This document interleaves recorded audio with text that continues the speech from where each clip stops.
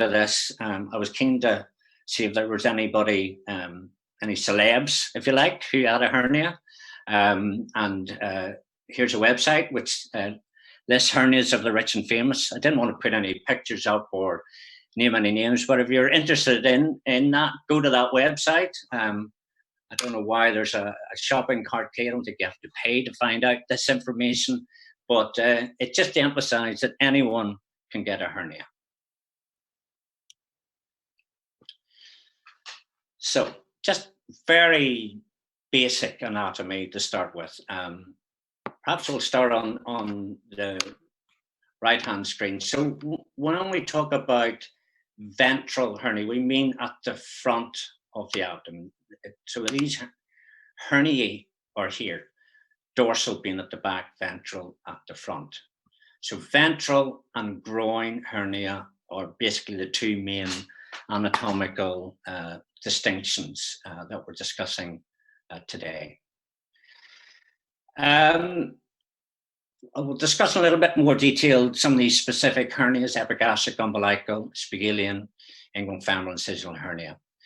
On the left, you can see a simplified diagram of the musculature of the anterior abdominal wall. The important points in the development of hernia, the things that are clinically relevant, are, of course, the midline structures, the recti, the rectus abdominis muscles that fuse in the midline, and then the cylindrical muscles that surround the abdomen, the external and internal oblique, and the transversus abdominis muscle. The importance of this is that fusion in the midline and other areas can be areas of weakness and hence can give rise to hernia. There are also two in particular interesting aspects in the anterior abdominal wall. The arcuate line, which is, that's not quite in the right place actually. The arcuate line should be down here. And that's where the posterior leaf of the internal oblique and the transversus abdominis actually run and fuse anteriorly. So we just have transversalis fascia down here. And so that's kind of an inbuilt weakness or defect, which can predispose to certain types of hernia.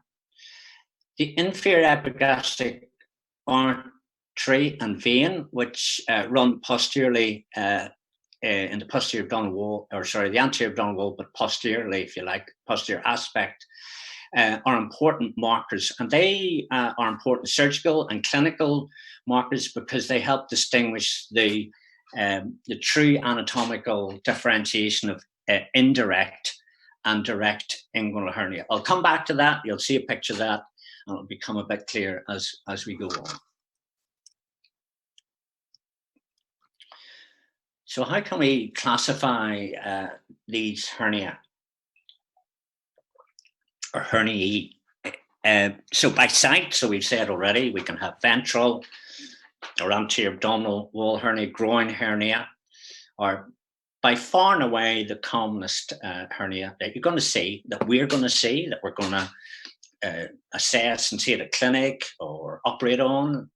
There are really rare hernias that can occur within the pelvis and the flank, such as obturator hernia.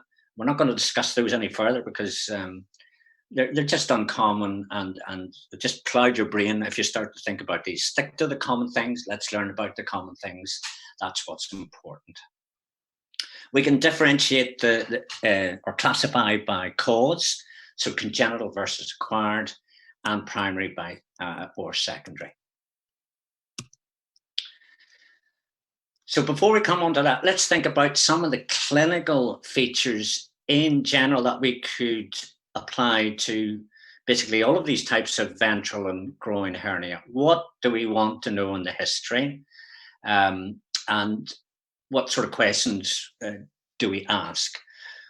Well, hernias can be, of course, completely asymptomatic, and they often are. But when they can present with either a lump here, bulging, or a lump, or they can have pain and discomfort, or both. So with any history of pain, I'm not going to go over that again and how to take a history of pain, but the typical questions are, what's the type of pain? Is it dull, sharp, onset, site? When does it occur? Where does it occur? And associated features.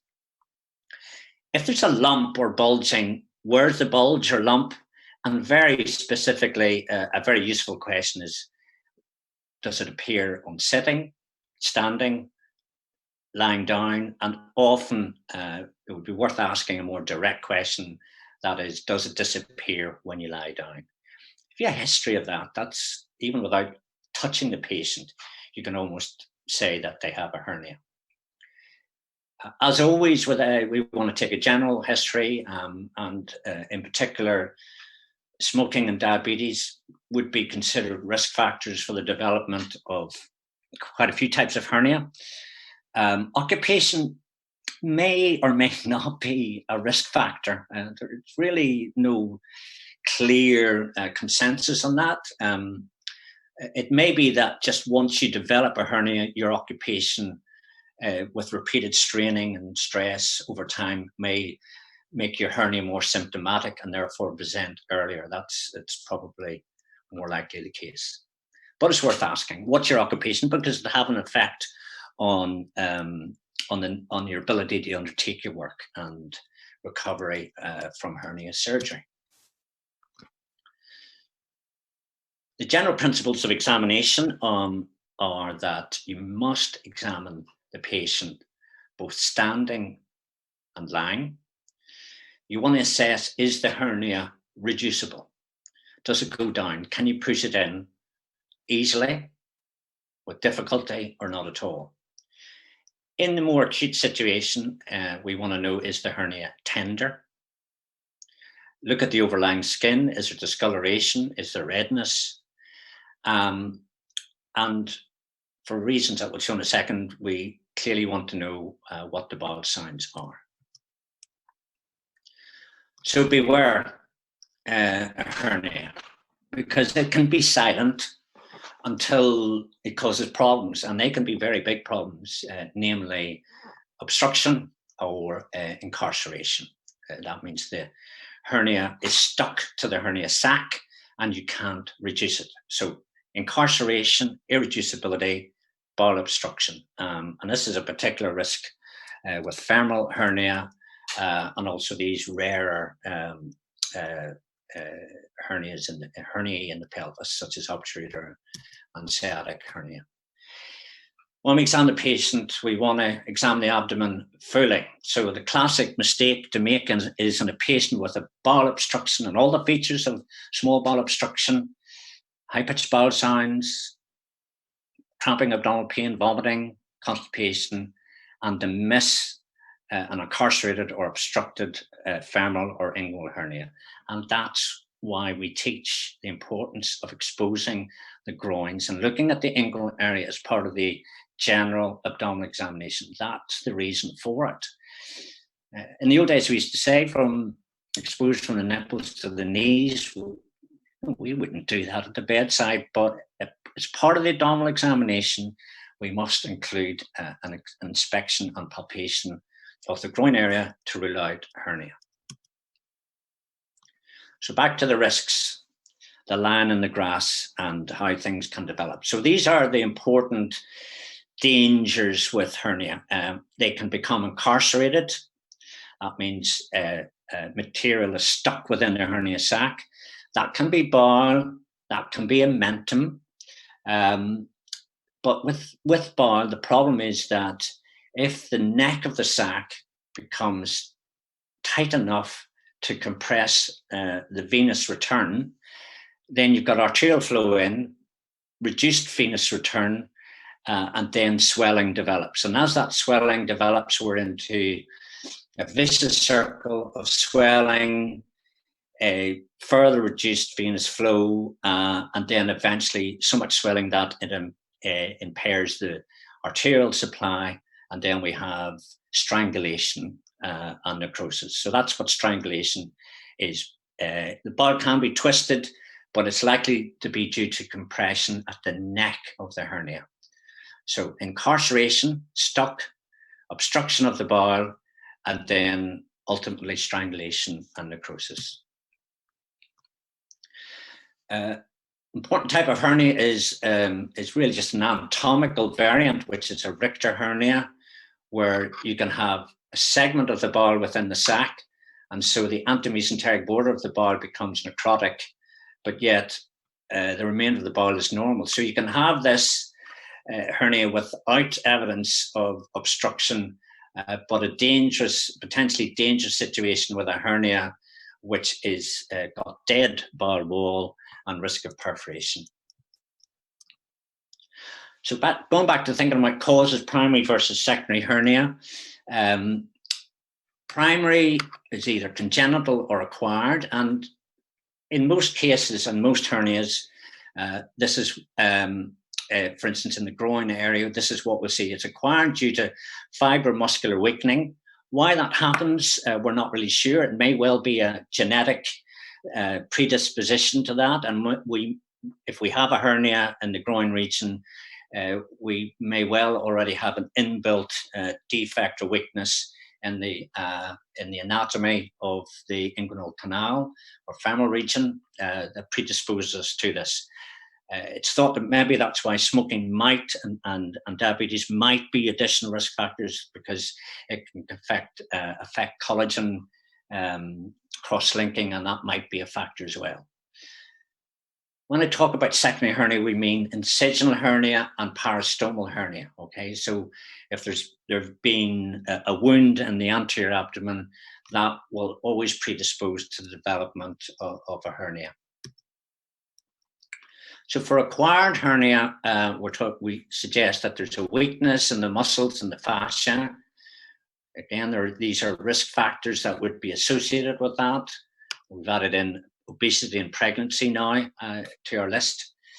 Importance of without getting too involved in the law of Laplace, which seems to crop up a lot in surgery, but the principle is that the wall tension is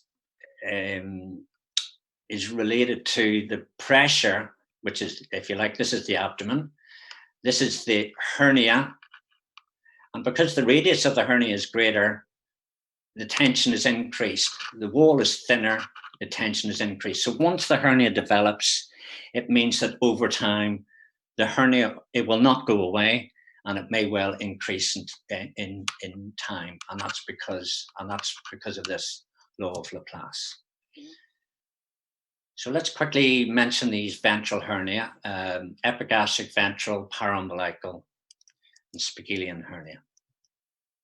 Epigastric hernia, they're not uncommon. They generally, it's defined as a hernia between the siphisternum and the umbilicus, but they're generally high up near the siphisternum, always in the midline, twice as common in males and females.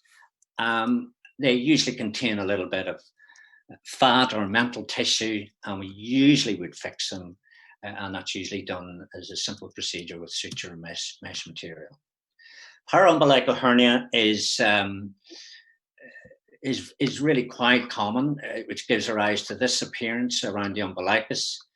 These are the risk factors, commoner in females and males, and we would generally fix those if they were giving rise to symptoms. We're not going to talk about congenital umbilical hernia today, but these herniae in babies or neonates usually resolve spontaneously. Spigelian hernia are rare, as you can see, and will tend to occur in this region here, and can give rise to obstruction and problems, and usually need repair, either open or laparoscopically. So the secondary hernia we've mentioned are incisional and peristomal hernia. So any wound in the abdomen would predispose to the development of a incisional hernia. Here, multiple wounds, and here we can see a stoma, likely an ileostomy with the spout, and you can see a bulge around that, and that is a peristomal hernia, and you can see the midline scar. They're really common. Midline wounds have by far and away the highest risk of development of these hernia.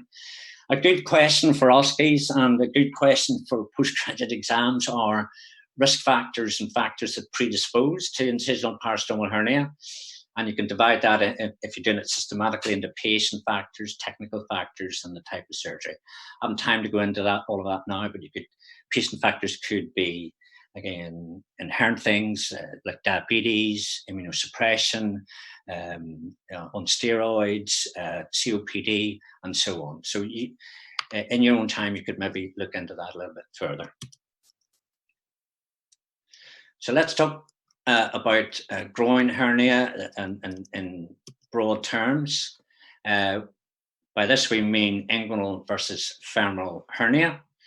The main anatomical differentiation is that we have the inguinal ligament that attaches to the pubic tubercle here, and the femoral hernia comes through the femoral canal, so navy, nerve, artery, vein, Y fronts, and the femoral canal is there to allow the femoral vein to expand and reduce in size, so it's an inbuilt weakness or defect. A inguinal hernia comes through the inguinal canal. Now, this is an indirect hernia.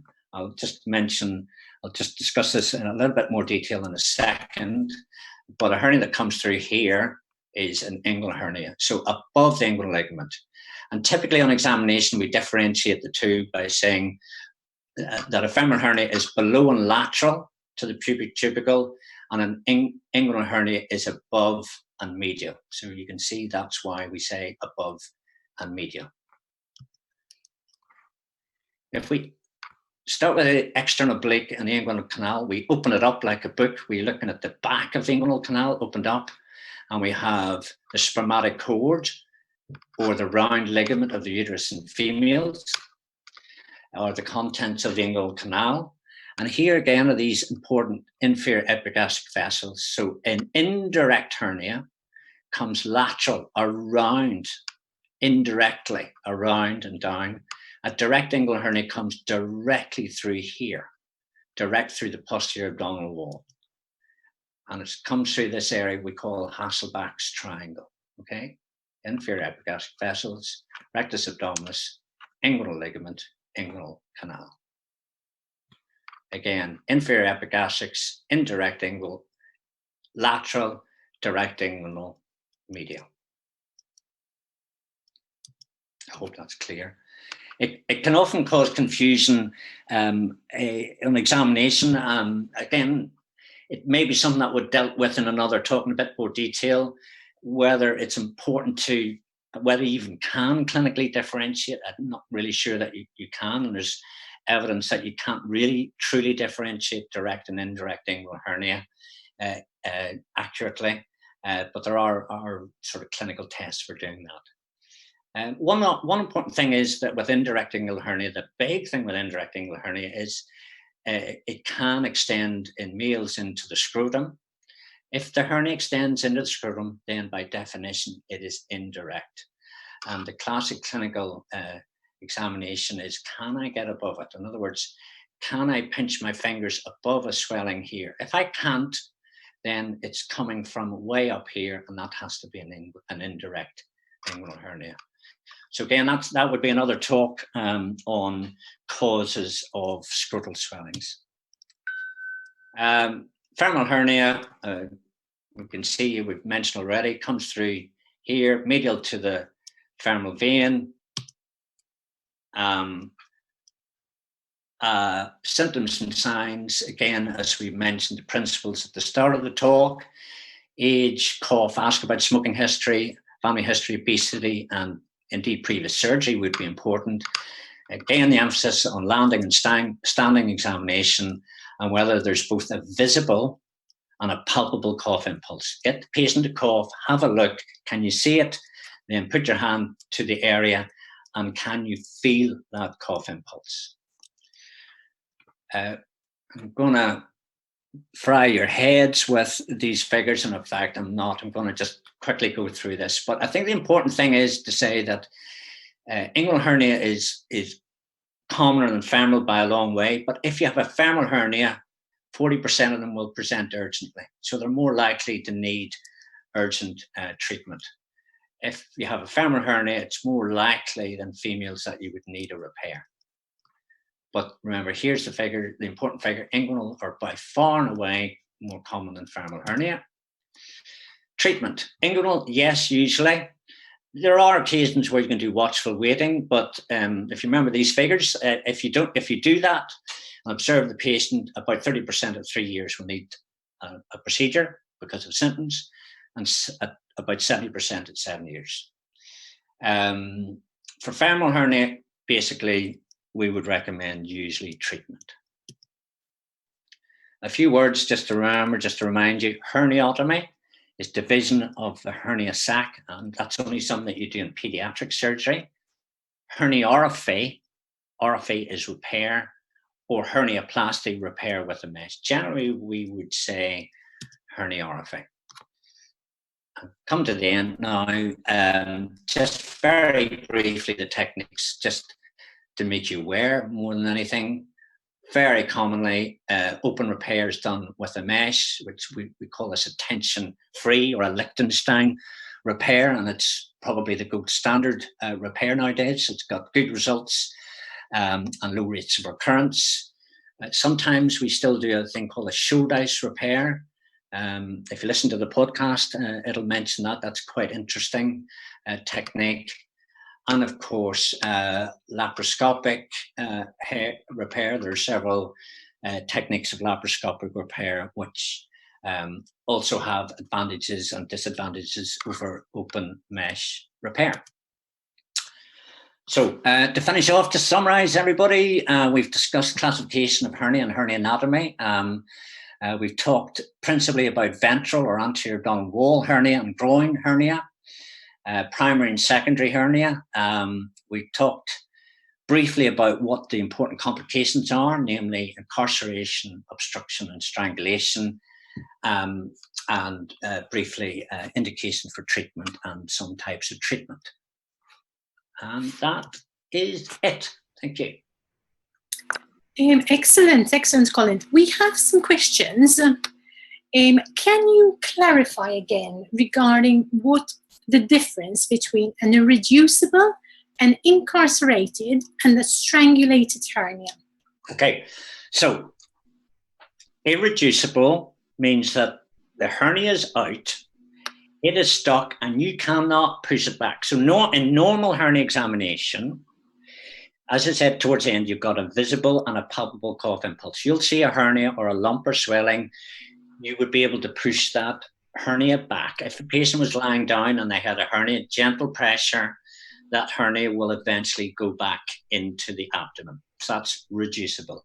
Irreducible, it's stuck. That's not going to happen. And that can be because of the contents of the hernia, omentum, bowel, whatever, are stuck there.